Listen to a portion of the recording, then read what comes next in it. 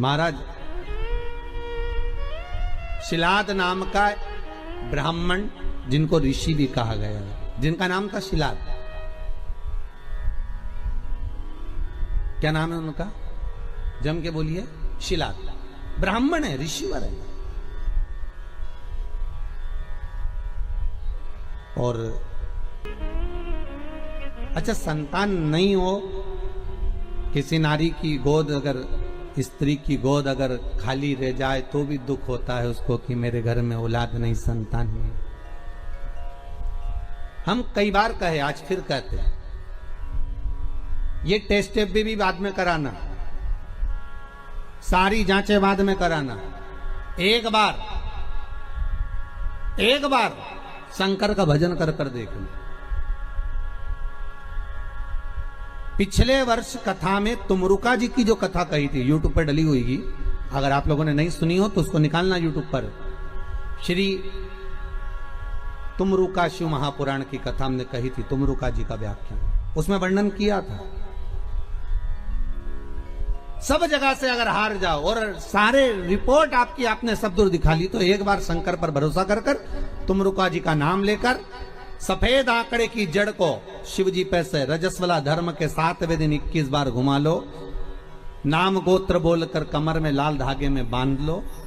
People के पत्ते शिव जी को चढ़ाओ, उठाकर लाओ। उस एक पत्ते को रात्रि को गाय के दूध में उकालो और उस दूध को दोनों पति पत्नी पियो। साथ रहिए, समय आएगा, बाबा चाहेगा तो 3 या 4 महीने में गर्भ ठहर ही जाएगा। सारे डॉक्टर को दिखा लिया अपनी जगह, टेस्ट भी करवा लिया अपनी जगह, पर एक बार प्रयोग, और वो विश्वास रखकर करना पड़ेगा। शंकर पर जो भी कार्य कर रहे हो आप, जो उपाय कर रहे हो आप, शिव का स्मरण कर, भगवान पर अगर विश्वास रखोगे, भरोसो दृढ़ इन चरणन करो, श्री वल्लभ नक चंद्र छटा बिन सब जगह माही अंधेरो। अगर भरोसा है तो शंकर है, और भरोसा नहीं तो शिव कहां से? विश्वास लेकर अगर आए हो तो काम तो होगा। ये लोग काशी से आए हुए हैं, विश्वास लेकर ही तो आए होंगे कि हम जाएंगे शंकर की कथा में तो बाबा कृपा जरूर करेगा। कई लोग यहाँ पर बैठे हुए हैं जो विश्वास लेकर आए हुए हैं, दूर दूर से आए हुए हैं, केवल विश्वास लेकर कि भगवान कृपा करेगा किसी ना किसी रूप में, मुझे विश्वास है कि बाबा मेरी सुनेगा। और फिर कहता हूं, कथा में अगर आपने मन लगा लिया, भले टीवी चैनल के माध्यम से श्रवण कर रहे हो, भले मोबाइल के माध्यम से श्रवण कर रहे हो, भले पंडाल में सुन रहे हो, बाबा से अगर दिल से आपने अगर कह दिया तो 3 महीना बहुत होता है सब कामना पूरी होने के लिए। मेरा बाबा आपको कुछ ना कुछ दे ही देता है, बस आपकी रुचि के अनुसार सुख प्रदान कर ही देता है। आप उस पर विश्वास, भरोसा, भटकना नहीं है हमको, मार्ग से विचलित नहीं होना।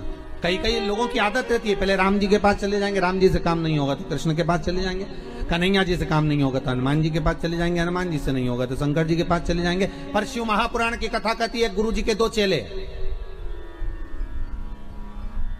गुरु जी ने दोनों चेलों से कहा, जाओ जमीन खोदो, 50 फीट पे पानी निकलेगा और मेरे लिए लोटा भर के पानी लेकर आओ। चेलों ने मन में कहा, विचार करा, बताओ पानी इतना सारा पड़ा, वो पी लो, मैं 50 फीट खोदें फिर पानी लाए। जाओ दोनों, 50 फीट खोदना, पानी निकलेगा और लेकर आना, मेरे को पानी पीना है, जाओ जरा। दोनों चेले चले गए। एक गया तो खोदता गया,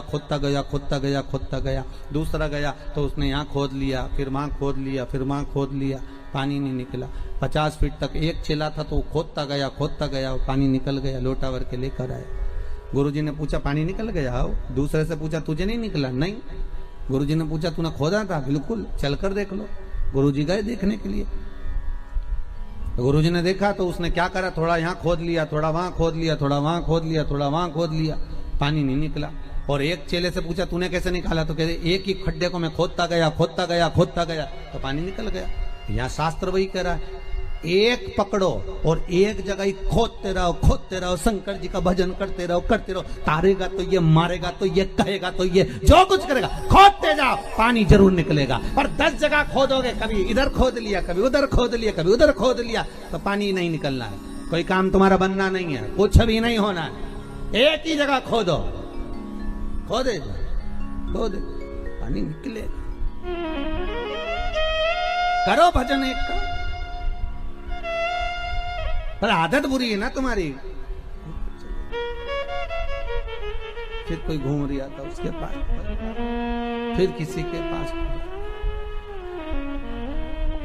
भगवान को भी मालूम है ये एक जगह नहीं टिकेगी रे, आज तुम्हारे पास आ गई, कल दूसरी जगह चले जाएगी, परसों चौथी जगह जाएगी, काम नहीं होगा तो भटकती फिरेगी, पर विश्वास नहीं रखेगी। जिस दिन ये विश्वास पक्का कर लेगी कि शंकर ही मुझे बचा सकते हैं, शंकर ही मुझे जिला सकते हैं, शंकर ही मेरा पेट भर सकते हैं, शंकर ही मेरा अनुमोदन कर सकते हैं, शंकर ही मुझे धन देंगे, दौलत देंगे, संपदा देंगे, शंकर के सिवा कोई नहीं देगा, तब शिव भी सोचता है अब नहीं डिगेगी, और नहीं डिगेगी तो परीक्षा लेंगे शंकर। पहले आपका काम हो सकता है नहीं भी करे शंकर, क्योंकि वो देखना चाहते हैं कि पहले जैसी थी वैसी की वैसी है, खड्डा अलग अलग खोद रही है क्या, पहले देखेंगे, पहले इधर से उधर से 10 जगह खड्डे तो नहीं खोद रही, फिर उसको लगेगा नहीं ये पूरा विश्वास रहकर टिक गई तेरे चरणारविंद में, तो वो महामृत्युंजय महादेव फिर प्रकट होकर कुछ दे ही देगा, ये उसकी कृपा फिर होगी। वो जब तक नहीं देता जब तक परीक्षा नहीं लेता।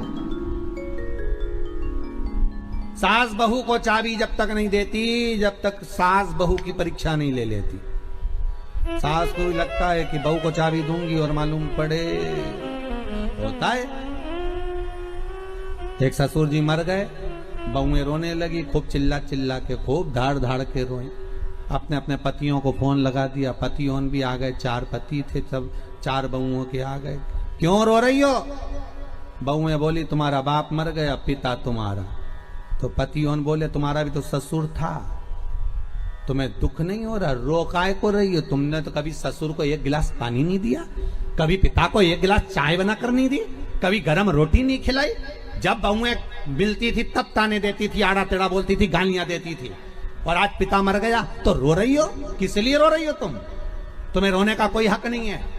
इतने में 4 बहुएं बोली अपने पतियों से तुम्हारे बाप मर गए उसके लिए थोड़ी ना रो रहे हैं, तुम्हारा पिताजी मर गया उसके लिए थोड़ी ना रो रहे हैं। तो बहुओं से पतियों ने पूछा फिर काय को रो रही हो? तिजोरी की चाबी ना जाने का धर गए इसलिए रो रही है। पतियों ने भी माथा ठोका, काय की जगदम्बा हो नहीं रहा। अब पत्नियां बोली सुनो तुम्हारे पिताजी को जगाओ और चाबी पूछो कहां रखी तिजोरी की।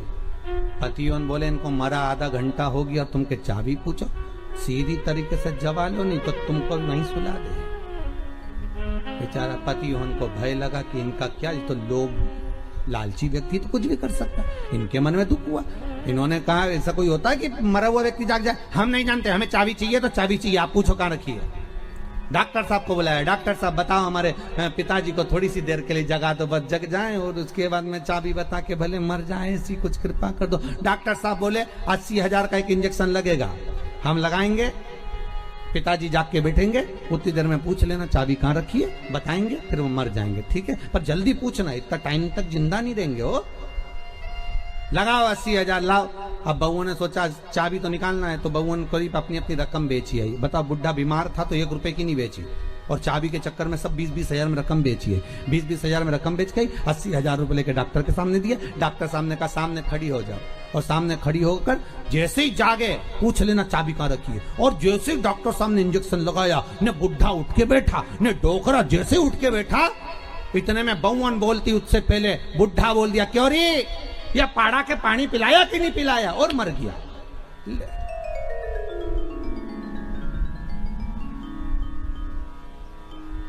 अब बउवन तो और चिल्ला चिल्ला के रोने लगी। डॉक्टर साहब वंस मोर, एक बार फिर से डॉक्टर साहब बोले ला 80,000, फिर इंजेक्शन लगाऊंगा, अब की बार पाड़ा के पानी पिलाए, अब भैंस के पिला के मर जाएगा। ला अभी जगाऊं मैं, जगाने लग क्या। ये दुनिया है साहब, धन की मीत है, कोई किसी का नहीं संसार में, केवल धन ही मीत है। परसों की कथा में कहा था मरने के बाद सब कुछ फेंक देंगे पर अंगूठी चेन नहीं फेंकेंगे, सब रख लो।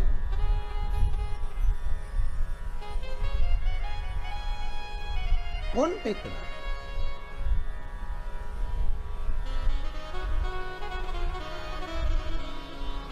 एक साधो, आशा लगाकर बैठे रहना। विश्वास में आस भी है और विष भी है। विश्वास में दोनों चीजें, विष भी है और आस भी है। आप विश्वास लगाकर अगर बैठे हुए हो तो आस अगर लगाए हुए हो तो यह पक्का है कि शिव मिलेगा जरूर, शंकर प्राप्त जरूर होगा। अगर आस लगाई है तो मिलेगा जरूर, वो मिलेगा।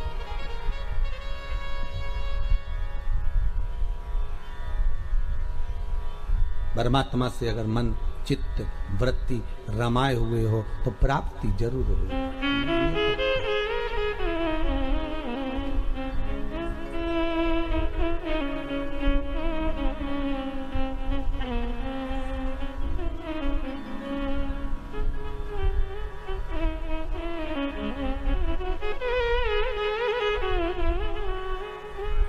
वो मिलेगा। और शिव महापुराण की कथा कहती है महाराज, उम्र भले कम हो पर भक्ति प्रबल हो। शिलाद की धर्म पत्नी से संतान नहीं थी, पर शिलाद के मन को खलता नहीं था, पर परिवार के लोग कहते थे कि कोई तो एक पुत्र हो जाए जो तार दे। तब भगवान शिव ने आकर एक वर दिया, चिंता मत करो, एक दिन जब तुम भजन करने के लिए कहीं जा रहे होगे, पृथ्वी को खोदोगे, उसमें से एक बालक निकलेगा, वही बालक तुम्हारा पुत्र कहलाएगा। निकला बालक, उसका नाम नंदीश्वर रखा। क्या नाम रखा है? नंदी। वो नंदीश्वर। पर पिता इतने विचित्र थे। अरे दुनिया के लोग कहते हैं शंकर जी के मंदिर में नंदी क्यों होना चाहिए? दुनिया के लोग कहते हैं आखिर नंदी ने ऐसा कौन सा पुण्य करा कि भगवान शंकर के दरवाजे पर नंदी सदा के लिए विराजमान हो गया? कहते हैं शंकर से ज्यादा आराधना नंदी की भी करेंगे तो उसकी भक्ति प्राप्त होगी। तो नंदीश्वर में ऐसा क्या सुख है? नंदीश्वर क्यों शंकर के मंदिर में इतने सारे गणों में केवल एक नंदी ही क्यों बैठ गया? क्यों नंदी का होना क्यों जरूरी है शंकर मंदिर में? बिना नंदी के शिव पूजा क्यों नहीं जाती?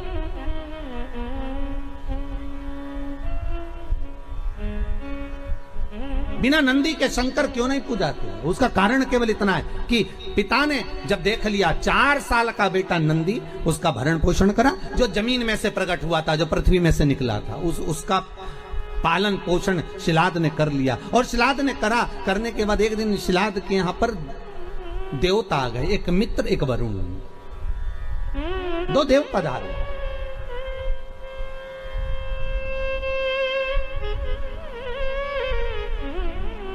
दो देव